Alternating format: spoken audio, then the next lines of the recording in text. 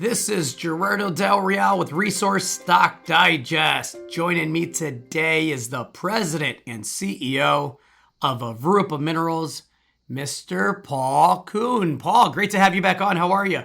Hi, Gerardo. Thanks. I'm doing good. Good. You're doing good as well, I presume. I am well. I am well. We're up and at it and making the most of it. Let's get right into it. Listen, the last time that you and I spoke, we gave a pretty thorough overview of the company and the approach and the multiple shots on goal. And you had some news here yesterday that really speaks to that. You reported what you describe as your first progress for your Finland projects. And so a lot of technical information in the release that I wanted you to give us laymen a good overview of what's going on in Finland, because I'm excited about those projects. The recently acquired projects, I should add. That sounds good, Gerardo. We are excited about the program. It's our first new foray into a different part of the world than we've been used to. We spent quite a bit of time to pick a good project package with a good science background with the company that we are purchasing, and three of the projects are actually in a VMS belt that's similar to what we're working in Portugal, only 1.5 billion years older. So there's used to be the same rocks, but they're different rocks now. But mineralization is there. It's a district that's seen quite a bit of mining over the past 100 years. Recently, First Quantum stopped mining at the Puusalmi mine itself. It ran out of ore, but they have a flotation plant nearby, which is looking for feed. So we're in the Puusalmi VMS district. We have two reservations now and one exploration license application, and that's the one I want to talk about. Is the Colima reservation turned permit or exploration permit application. So what we've got there is a lot of old work. The Finnish Geological Survey did a lot of. Well, they discovered the area in the early 50s, mid 50s, and they did a lot of work subsequently up into the early 80s. They drilled 70 holes in the area that we're most interested in. They did geophysical work. They did geological mapping. They did some sampling, but nothing like we would do today. And that's where our opportunity is for starters. We've acquired the data and the logs for all those 70 holes from the Geological Survey of Finland, and we quite quickly realized that there was a lot of mineralization, mostly sphalerite, zinc mineralization, zinc sulfide, in the core that was never sampled and never really described. And what we see is enough sulfides to make a guess that we're looking at the distal part of a massive sulfide system. That's our optimism. The sphalerite, the zinc mineralization, is disseminated over long intervals. One of the drill holes we're resampling may have an interval of about 100 meters of this low-grade zinc mineralization. And when I say low-grade, I'm expecting somewhere in the area of 1% over significant thicknesses. But there's also a few layers here and there, 1 or 2 meters thick, where previous work has sampled the zinc mineralization, and they've gotten some good anomalism, 5-6% over a meter or two in a number of places. So what we're doing is we've taken 4 of those holes where we have all this information, and we've taken it down to the Geological Survey of Finland's core shed in the city of Rovaniemi, central Finland, and we're relogging the core.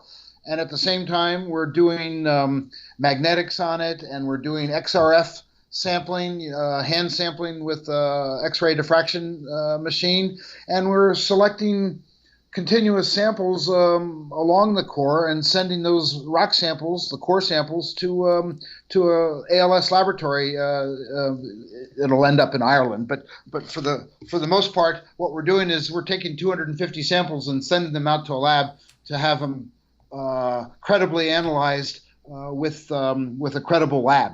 And and then we'll see what happens after that. We think that there will be some nice anomalism. We think that our goal is to find some sort of vector towards the proximal mineralization, which would be the massive sulfide mineralization in the system itself. We're looking to see how we think about the strength of this mineralization. We want to get a better idea of that. And we're looking to see whether these holes that we've selected indicate that there's strike length extension. The area we're working at is about 2,000 meters long. We've selected these 4 samples over 1,000 or 1,500 meters strike length, and our targeting goes for another 2 or 3 kilometers to the south of that. So we're looking at a pretty nice long target with some width and already some mineralization that hasn't been really described in 40 years. And you're expecting results from these samples in the second half of May, is that correct? Yes, given the way the labs are working these days, they're pretty busy. I'm thinking it'll take a month anyway to get our results back, and probably a little bit more. Let's say 4 to 6 weeks. I mentioned the multiple shots on goal, which is one of the really attractive aspects of Avrupa. It's far from a one-trick pony. Not only do you have multiple projects, but you also have them in multiple jurisdictions. What comes next for the portfolio, Paul? Well, we're going to continue in Finland for the time being. We have 3 of these VMS target licenses or reservations in Finland in the same general area. And so as we wind down this core logging and sampling program, we will move to the next property, which is called Kangasjärvi. And on this property, we already have a small resource. There's an old mine on the property. I guess they mined it in the 70s or the 80s. I don't remember. Sorry, but it was a while ago. And it was probably done by Outokumpu. And they left it there. The initial resource was 300,000 tons of 5 or 6% zinc.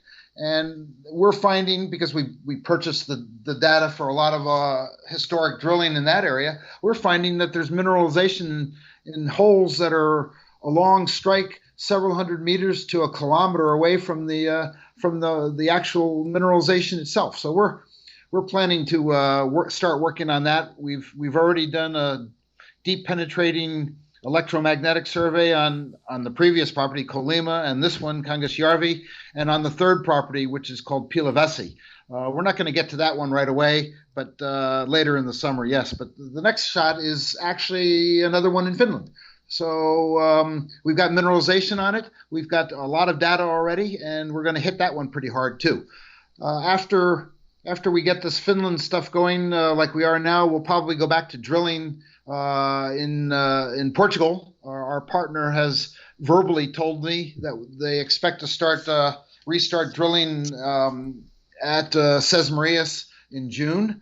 And, we expect they're going to be on time or close to on time for that, maybe the end of June. But in any case, they're keen on moving forward according to their geologists.